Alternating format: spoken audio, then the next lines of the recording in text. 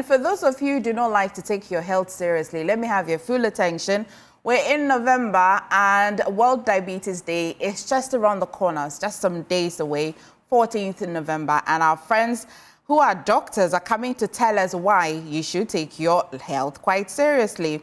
So from the Kolebu Teaching Hospital, Dr. Karen Hapak Akumia Berfi, physician specialist, is joining us in studio, and also Dr. Joe Sampane, physician, also from Kolebu Teaching Hospital. Thank you, docs, for joining us in studio. I mean, you often will hear, anyway, Woody, this food you're eating, diabetes or diabetes. So let's clear the myth first of all. But Karen, please tell me exactly what diabetes is, and then let's teach some people something this morning. Diabetes really is a group of disorders that eventually result in you having persistently high blood glucose levels. That's basically what it is. And it's as a result of a hormone called insulin, which is either inadequately produced, or even if you produce it enough, there's some resistance to the way it works where it needs to work. Okay, and which one is bad, whether you're producing it more or low? Well, because no matter the cause, the end result is persistently elevated glucose levels. You can't really take a pick. Both would lead to these chronic complications of diabetes that are, unwarranted, that we do not want to have. Okay. And Jeff, I've heard that there are types of it. Yeah. Okay. You want to tell me? Yeah, so there are various types of diabetes. There's type 1, type 2. There's a gestational form of the diabetes. There's a secondary form of the diabetes, a cause of the diabetes. And there are other types that are not really classified exactly as like LADA, MODY. So I just want to enlighten the audience here. So the type 1, mainly what it does is that it's an autoimmune. It's like your beta cells are not, there are certain cells that produces the insulin, which we were trying to talk about. So what happens is that the beta cells are not able to produce the insulin to mop up the glucose that is in the blood. That's why you have the high blood sugars, okay? And then in the type 2, you are producing the insulin, but the sensitivity is impaired, or there's resistance to the effects of the insulin, okay? And the gestational form, in the second and third trimester, some pregnant women tend to have high blood sugars. Okay. And there are secondary causes of the diabetes, okay, coming from hormonal imbalances that you would have to investigate further to ascertain what exactly is causing it. Okay. And then the other types that I mentioned that are particularly not really classified yet, like it's difficult to put it whether type 1, type 2, the MODY, and then the LADA. Okay, MODY typically, you tend to find it in the young, usually below 25 years. LADA is typically above 30 years. So you'd be tempted to say, maybe because I didn't say this, the type 2 usually, the age range is in the elderly, like 40 years and above. For the type 2? Yeah, type 2, Okay. where you have the resistance to the insulin. It's 40 years and above. So you might be tempted to say LADA, which typically occurs after 30 years, could be grouped as type 2. Okay. Yeah, Because I want my viewers to appreciate what you're saying. You want to, perfect. I like it when you're saying like this. Okay. So all of this, Karen, tell me, all these types that Dr. Sampane has just been telling us, which one of them is very dangerous, or they're all dangerous? They're all dangerous. You know, with the definition of diabetes, it's actually a group of disorders. So like he's broken it down. There's type 1, there's type 2, there's the autoimmune related diabetes, there's gestational diabetes, there's diabetes that you can get from hormonal imbalances, like he said. So all of them are a group of disorders. But the common theme they have is your blood glucose levels are persistently elevated, and that will give you the negative effects of diabetes. You mentioned autoimmune. This is just that you're born with a condition, or you're predisposed? Predisposed. There we go. You have a predisposition to get the diabetes. And this predisposition is because what? Your parents body had it, or your... Well, yes, it could be genetic, but it could also arise out of the blue.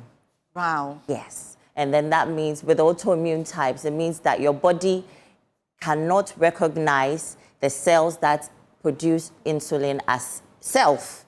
It recognizes it as an outsider. Okay. So it attacks those cells, and now you're unable to produce the insulin.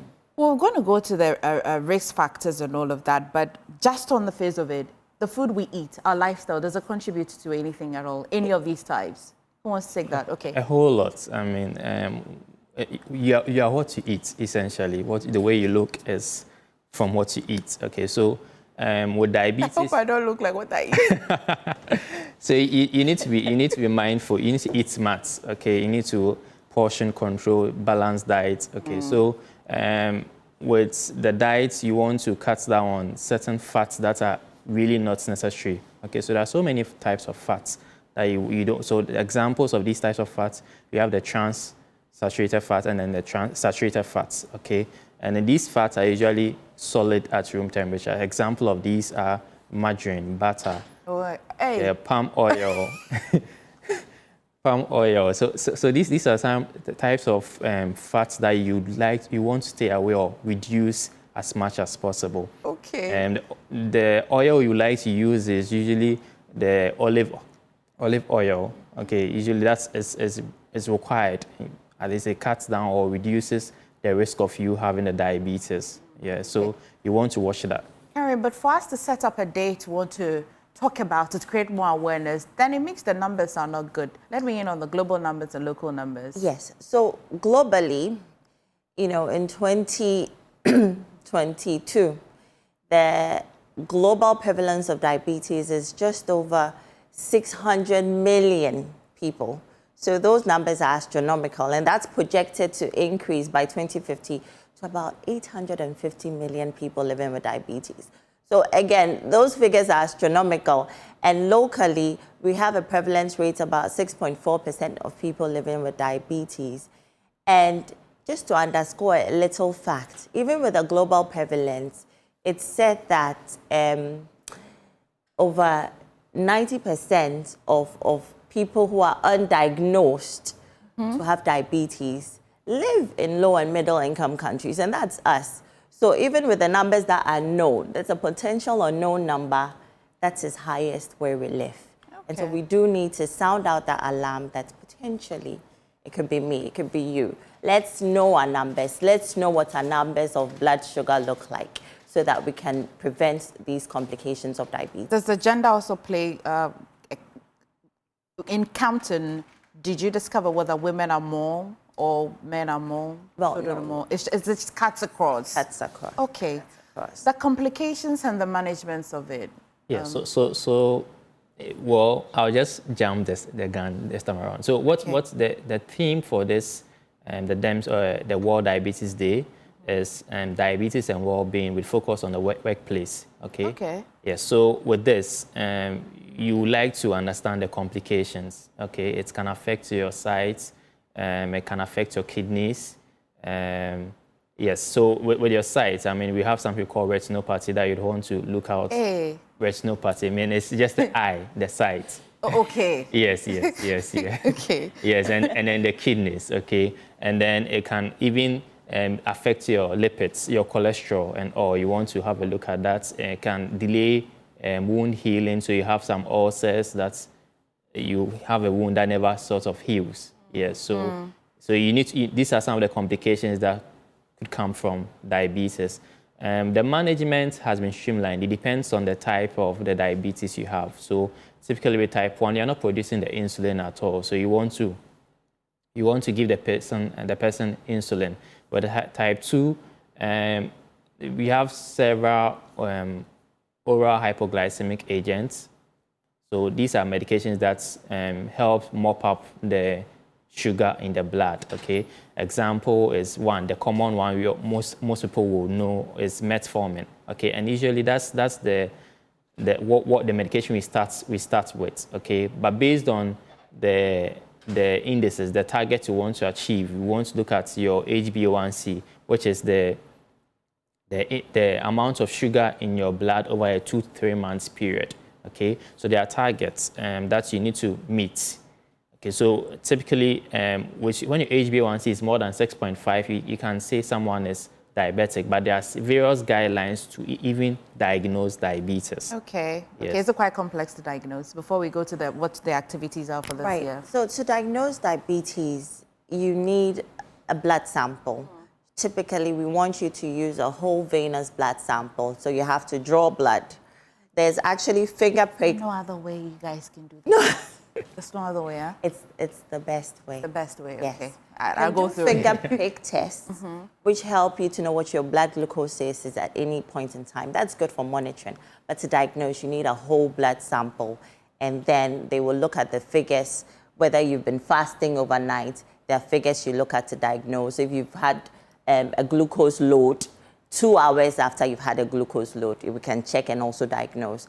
And then if you have symptoms, and we check any time, then we have figures that we look to diagnose. It'll be a good time to tell me about the symptoms. Dr. Sampany, yeah. So you tend to urinate a lot. You end up drinking more water. You'll be losing more weight. You can't really explain it while you're losing the weight, but you are losing weight. Yes, yes. Essentially, those are the things that are the pointers that you are actually. But it's a silent disease, so these things will come in only later. By that time, you're likely to be... Yeah, you would have the disease progression, it would have progressed. Okay. If I may comment. So that's why it's so important to us that the awareness is created because of the silent nature of the illness. At the time where you're getting these symptoms that Dr. Sampany has mentioned, then, you know, the disease has caused some of the damage it's going to cause already, which might be hard to reverse. So we need to know our numbers when it comes to diabetes. You know, yearly, we're supposed to do a metabolic workup or a blood test workup. So we should all be aware of that. Okay. That actually ties in with our Your activities? theme for diabetes and well-being, especially with a focus on the workplace. That's when little changes in the workplace can be done to help either those living with diabetes already or to fish them out, like annual general screenings that employers can put in place. Are you doing Just some find out. screening on the day? But we're doing some screenings leading up to the day at selected facilities and locations in the country. Okay. Yes, we have them up on social media platforms as and when it's time to do those screenings as well.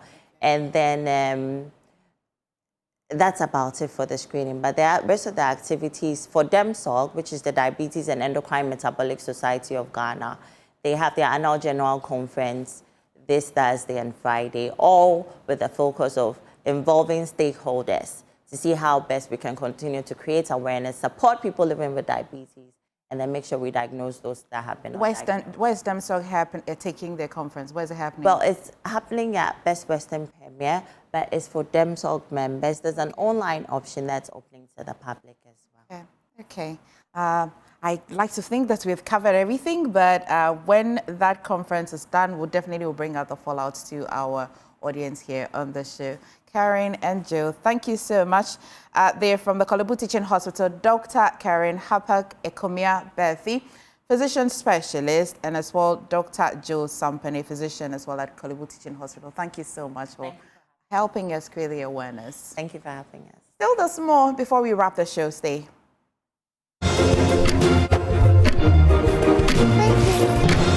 Thank you.